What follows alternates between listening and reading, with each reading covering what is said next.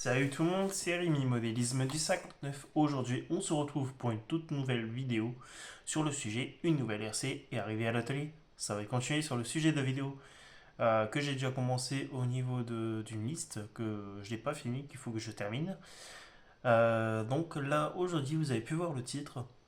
J'ai ma MP6 qui est juste derrière, mais là, j'ai sa grande sœur. J'ai le MP75, le MP75 Sport, premier du nom.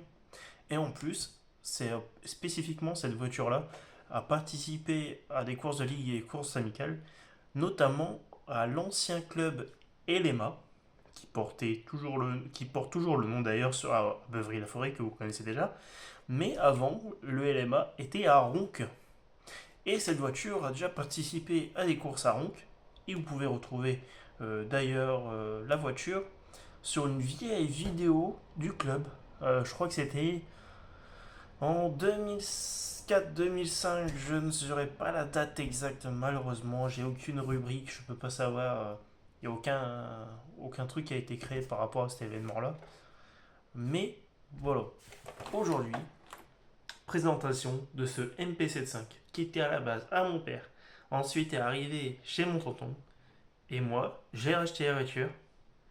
Et du coup, maintenant, voilà, elle a fait le tour. Elle a fait le tour tout simplement. Donc je suis super content d'avoir cette voiture. Donc c'est une thermique, hein. De toute façon, vous allez le voir tout de suite. Et je suis vraiment content parce qu'en fait cette voiture-là, en plus, j'ai comme pour projet de la faire rouler. Non d'origine parce que malheureusement les pièces ont vécu. Le châssis, vous verrez, il est fatigué, il est usé. Il y a pas mal de pièces usées, donc alors, je vais lui donner un petit coup de jeune à cette voiture. Une nouvelle carrosserie avec les peintures Yoke Kanai. Je vais essayer de trouver les ailerons. Je crois que les ailerons MP9 sont compatibles à MP10 avec l'aileron vert. Donc il y aura un look rétro, mais en même temps moderne. Et en plus, ce qui est bien avec cette voiture-là, c'est que toutes les pièces sont d'actualité. Parce que le Neo, c'est son successeur au MP75. Enfin, même si le successeur du MP75, c'est le 777. Mais à l'heure d'aujourd'hui, le Neo, que ce soit le 1, le 2 et le 3, ce sont les mêmes voitures. D'accord? Donc voilà. Allez, sans plus attendre, je vous présente la bête. Alors voilà. Alors, par contre, vous direz ce que vous en pensez, parce que là j'ai changé de plan de caméra. J'ai un support de GoPro. Là je suis passé sur la GoPro et je suis sur un support, comment dire, qui se met au niveau du torse. Vous voyez? C'est ce que certains riders utilisent, les pros du freeride, du freestyle et tout ça. Donc, voilà. Donc ça permet de changer d'angle de caméra. Donc j'espère que vous en pensez. Donc voilà la machine. Donc comme vous pouvez le voir, ouais, c'est vraiment bien. La voiture est strictement d'origine. Mis à part deux choses. Vraiment deux choses. Ce que j'ai, en fait, même peut-être trois. Déjà, bon là la carrosserie. Une carrosserie que mon tonton avait fait. Bon, c'est pas mal, je crois que je sais pas comment il avait fait ça, mais en tout cas, il a très bien fait ce qu'il y avait, ses designs, avec des effets de flammes et tout. Donc ça, c'est une carrosserie, je crois, c'est pas une carreau d'origine, celle-là. Donc voilà la voiture. Alors l'aileron qu'il y a ici, c'est un aileron qui est au chaud, hein, ça c'est pas un problème. Mais elle a été montée sur le MP6 et les fixations ici sont plus gros. Donc voilà. Ensuite, au niveau de la voiture, bon, là vous avez un moteur au bas haut. C'est un Mach 28. Là, faut que je le refasse. Je dois changer les joints de culasse. Je dois changer les joints de peau, mais bon, ça c'est normal. Je dois changer le joint de carter ici en dessous, qui est le joint torique qui est assez rincé. Tout en soi, l'ensemble est plutôt propre. Le moteur, j'avais démonté et nettoyé. Je crois qu'il faut que je vérifie, c'est les ressorts de ma slot. Parce que je crois qu'ils sont trop détendus. Il faudra que je vérifie ça. Ici, là, vous avez en fait, ma petite modification que j'ai faite. En fait, j'ai récupéré la billette de direction du MP6. Le MP6, il faut que je le termine de le refaire. Et puis j'avais mis une billette aussi de la direction. Donc voilà. Hop. Alors, la voiture, je vais la refaire. Là, j'ai acheté des joints de différentiel. Donc là, je vais vérifier. Normalement, c'est bon. C'est ORG06B. Donc, c'est les joints de différentiel. Et ici, j'ai acheté un kit de joints papier. Apparemment, est compatible avec MPF-MP10. Bien sûr, pour MPF-MP10, c'est les petits corps. Donc, c'est compatible. Donc, c'est IF30-01. Enfin, -1. Il y en a 5 dedans et dans les joints, il y en a 15. Donc, j'ai de quoi faire, en gros. Donc, voilà, pour la voiture, je vais essayer de mettre de la lumière via le téléphone. Pour qu'on puisse mieux voir. Voilà. Bah, c'est beaucoup mieux. Faut que je me rajoute de la lumière. Il faudrait vraiment que je me fasse un truc. Donc voilà, la voiture, on a du coup ces amortisseurs d'origine bleus. La tourelle d'amortisseur qui est bleue. Alors là, on a des barres anti-roulis. Oui, vous les voyez. C'est pas des barres anti-roulis qui au chaud. Apparemment, ça serait des barres anti-roulis T2M Pirate 8.6. Donc ça passe. J'ai regardé, je crois que les Obitech qui passent. Faut que à confirmer, mais il faut que je vérifie. Mais ça devrait passer. Donc vous voyez en fait la similitude. Pardon, excusez-moi, je bafouille. Vous voyez la similitude. Si vous êtes possesseur d'un MP Neo, pardon, d'un Inferno Neo, bah vous voyez que bah, c'est la même voiture en fait. Hein. C'est tout à fait la même voiture. Ce qui va changer, ça va être l'anodisation. Il y aura quelques pièces, je crois que la tour avant et tour arrière sont différentes. La platine centrale ici est différente. Parce qu'en fait, le plot de fixation de carrosserie ici, il est devant. Et sur le Néo, maintenant, il est au milieu. Donc c'est carrément mieux. Donc ça sera modifié, je le ferai. J'investirai dans un plot du Néo 3. Ah oui, j'avais modifié les colonnettes. Les colonnettes, ici, étaient en plastique d'origine et moi j'ai mis les alus, ceux du MP6. Bon, j'ai juste dû rajouter des rondelles. Parce que, en fait, la boîte radio, elle passait pas. Il y avait un jeu, donc il fallait que je rattrape. Boîte radio, c'est exactement la même hein, que le Néo. Moi, j'ai les commandes de gaz qui sont juste ici, gaz frein. Puis sinon, c'est exactement la même chose. Hein. Les bavettes, c'est les mêmes. Enfin, non. Entre le MP75 et Neo 3, c'est pas le même. Ils l'ont modifié. Mais en soi, c'est la même chose. En plus, ces bavettes du MP75, c'est les mêmes bavettes que le MP6. Donc, vous voyez. Pareil. Hop, bon là, j'ai le filtre carburant. La platine de pagaie centrale. C'est exactement le même que celui du Neo. Donc, voilà. Le réservoir, je crois que c'était le même. Alors, les couronnes. Là, moi, je suis en couronne métal. Donc, par contre, le différentiel avant et arrière, ce sont pas les mêmes. Ils l'ont amélioré sur le Neo 3. C'est qu'en fait, le corps, il est full plastique. Il n'y a pas de bague. Pas une bague qu'on a dans tous les différentiels, en gros. Hein, de toute façon, des bagues en métal. Mais là, c'est tout plastique. Donc, moi pour l'instant, je laisserai comme ça, mais j'investirai dans les nouveaux corps de différentiel. Comme ça, au moins, j'aurai pas de problème d'étanchéité. Donc, au disque semi-ventilé. Vous voyez un peu les petits trous qu'il y a ici. Hop. Voilà. Ouais, les trous. On a des cardans classiques. Donc, c'est des cardans goupillés. Qu'est-ce que je puisse dire d'autre la direction ici. Alors bien sûr c'est le même que le Néo, hein. Ça n'a pas changé. Moi j'ai la direction classique qui est ici, qui est pas sur roulement. C'est comme le Neo 3, c'est pareil. On peut encore avoir l'option, mais il faut difficilement trouvable. La seule chose que j'ai mis en roulement, c'est cette partie ici de la direction. J'ai mis 2 roulements à la place des bagues en bronze. Après, j'ai tenté de mettre des roulements ici, ça aurait été mieux. Mais il va falloir que je trouve les dimensions.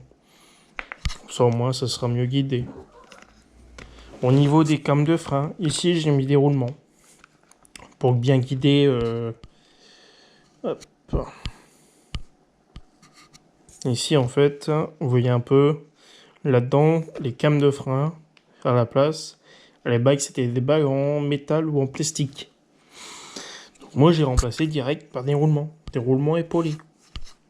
Bien sûr de la même taille. Donc voilà. Bon sinon, la voiture est totalement identique à un Evo 3. Hein. Alors ce qui va changer, alors on le verra un peu ici, c'est que vous voyez la cale ici. Peut-être qu'on le verra mieux à l'arrière. Bon, ça va être difficilement. On va mettre un peu de lumière. Mais en gros, voilà. La cale ici, la cale D, elle est pas noire. Elle est couleur d'or, or, pardon. Et c'est la même chose devant. On la voit pas, elle est cachée. Ici. Ouais. Elle est dorée. J'essaye de centrer entre la caméra et le téléphone, c'est pas évident. En plus, avec la lumière et tout, c'est. J'ai très peu de lumière, c'est moche. Ouais, doré. Donc, si ce qui va changer entre un Neo 3 et les autres versions d'ailleurs. On n'est pas sur des tyrans à pas inversés. On est sur le classique. Voilà. Tout à fait classique à un Neo 3. C'est exactement la même chose. Bien sûr, on a des nouveaux triangles qui ont changé avec le Neo.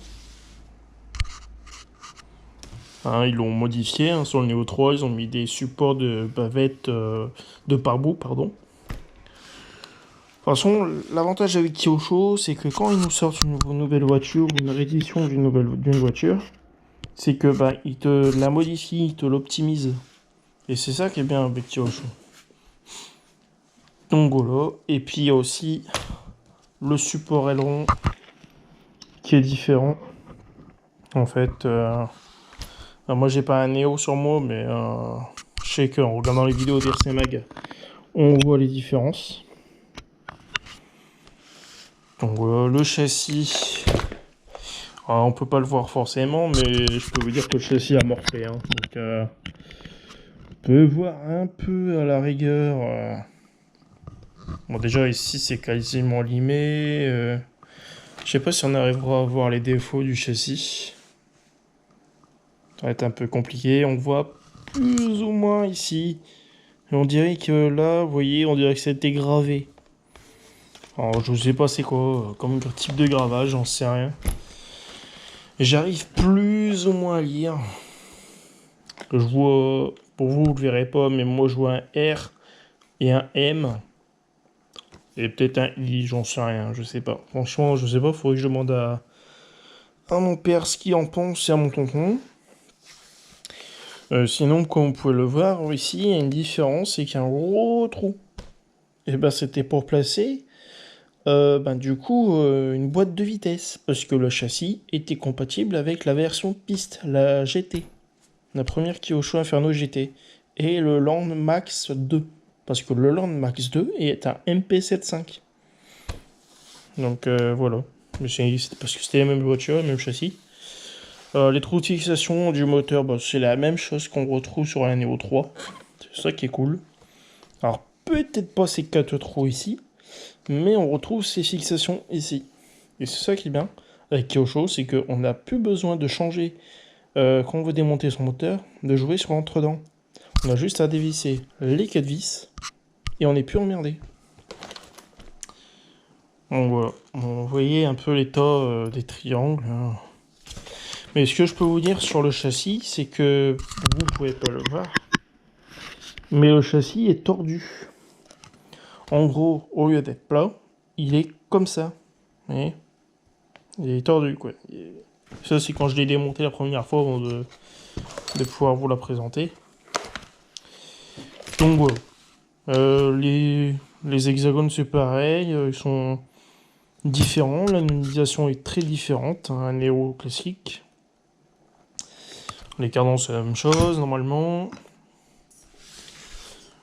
Les fusées, c'est la même chose. Alors, on peut encore retrouver des fusées options. Des fusées, en fait, ici, avec un angle de chasse différent. On peut encore retrouver ça. C'est ça qui est bien. Donc, sinon, ben, comme je vous ai dit, c'est la même chose qu'un Neo. C'est un Neo 3, mais plus vieux de 20 ans. Parce que la voiture, elle est quand même pas toute jeune. Elle est sortie en quoi, 2003-2004, dans ces années-là. Donc voilà quoi. Alors cette voiture, moi juste après la vidéo, je vais démonter les différentiels pour vous faire un tuto. Ça va être un sujet différent, autre que cette voiture. Ça sera tuto comment préparer vos différentiels. Comment bien les préparer. Et ça sera super intéressant pour vous en tant que débutant qui regarde ma chaîne. Donc voilà. Alors bon, avec la qualité d'image que j'ai, je suis désolé, mais je ne peux pas vous proposer autrement. Pour l'instant, c'est un peu à l'ancienne, hein, que le jour où je pourrai investir dans quelque chose de mieux, et je le ferai.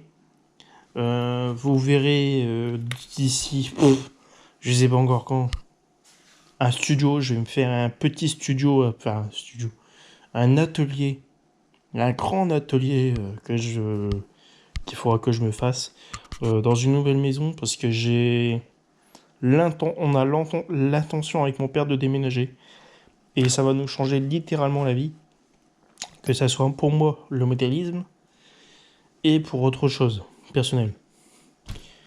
Donc voilà. Donc cette voiture, quel va être le projet de cette voiture? Déjà, vous la verrez certainement en thermique quand j'aurai refait le moteur. Je vais changer les roulements, je vais tout refaire. Là, je vais récupérer des roulements, c'est du 865, c'est du pur classique de chez Classique. Donc, je vais récupérer ça sur un Kyosho que vous avez déjà vu sur la chaîne, le Max. Je vais récupérer ces roulements, ils sont neufs, c'est du 865. Je vais les remplacer par cela.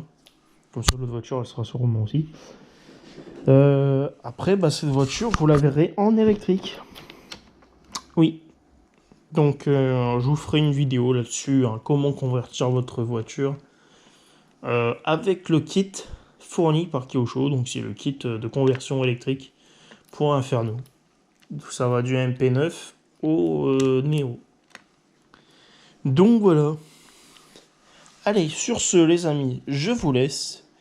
Et je vous dis à très vite.